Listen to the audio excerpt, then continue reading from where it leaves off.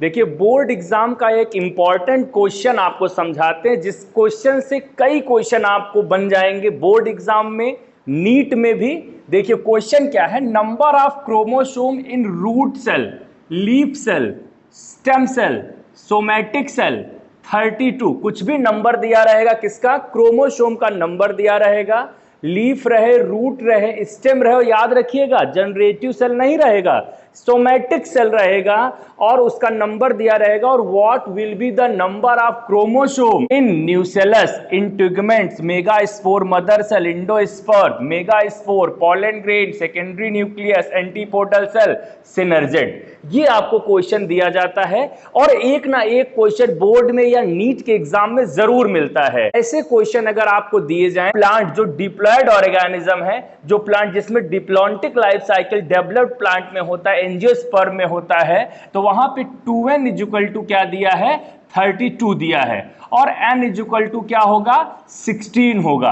अब ये आपको डाटा पता चल जाएगा कि सर डिप्लॉयड होगा तो 32 दिया है और हैप्लॉयड होगा तो 16 दिया है।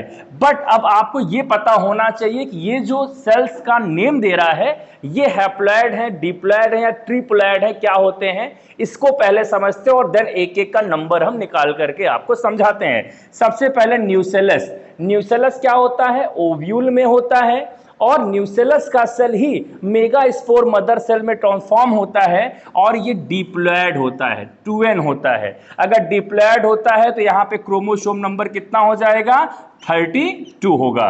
इंटीगमेंट्स की बात करें, जो इंटीगमेंट्स होता है वो क्या होते हैं, ये ओव्यूल की आउटर कवरिंग है, आउटर इंटीगमेंट्स एंड इनर इंटीगमेंट्स, तो ये भी 2n होते हैं और अगर ये 2n होते हैं यहां पे क्रोमोसोम नंबर अगेन हो जाएगा 32। Megaspore mother cell, megaspore mother cell यानी MMC, जो सेल क्या जा रहा है, डिवीजन में जा रहा है, मियोसिस डिवीजन में जा रहा है, गैमिट फॉर्मेशन में जा रहा है, तो वो क्या होता है, डिप्लॉयड होता है और हैप्लॉयड गैमिट बनाता है। तो मेगास्पोर मदर सेल यहां पे 2n होंगे और यहां पे जो सेल क्रोमोसोम नंबर इनके पास होगा वो 32 होगा अकॉर्डिंग टू दिस क्वेश्चन।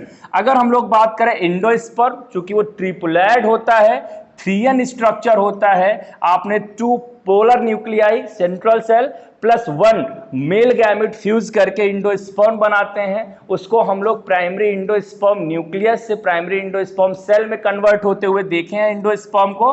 तो अगर 3n होता है तो यहाँ पे 16 इंटू 3, इट मीन जो क्रोमोसोम नंबर हो जाएगा वो क्या हो जाएगा, 48 हो जाएगा। सिनर्जिट, सिनर्जिट कहाँ होता है, एम्ब्रायो शैक के अंदर, जो गाइड करता है एंट्री, किसकी एंट्री, पॉलन ट्यूब की एंट्री को गाइड करता है, एंट्री करने में हेल्प करता है। और वो कहां होता है, एम्ब्रायो शैक के अंदर, क्योंकि आफ्टर मेगास्पोरोजेनेसिस बनता है तो ये हैप्लॉयड होता है और अगर ये हैप्लॉयड होता है तो यहां पे क्रोमोसोम नंबर कितना हो जाएगा, 16। एंटीपोडल सेल, चूंकि ये भी एम्ब्रायो शैक के अंदर सेल्स होते हैं, ये भी हैप्लॉयड होते हैं, तो क्रोमोसोम नंबर अगेन कितना हो जाएगा, 16।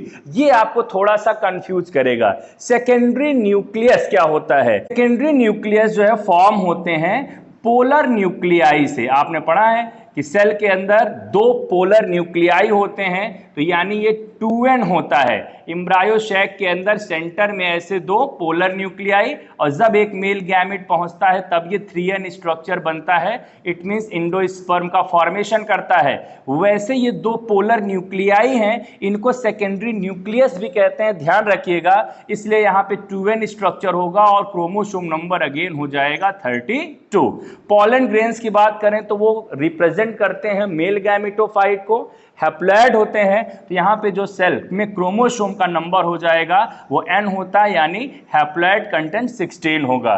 मेगास्पोर, मेगास्पोर क्या होता है, मेगास्पोरोजेनेसिस की प्रोसेस से जो मेगास्पोर मदर सेल है वो 4 सेल में डिवाइड होता है और चारों को मेगास्पोर कहते हैं।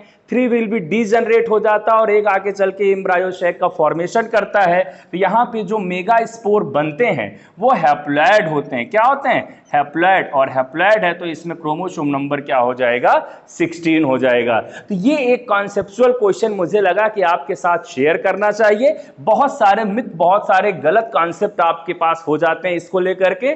तो चलिए, इसको हमने सीखा। वीडियो में अंत तक बने रहने के लिए और ऐसे इंफॉर्मेटिव वीडियोस रोजाना पाने के लिए चैनल को सब्सक्राइब करें। धन्यवाद।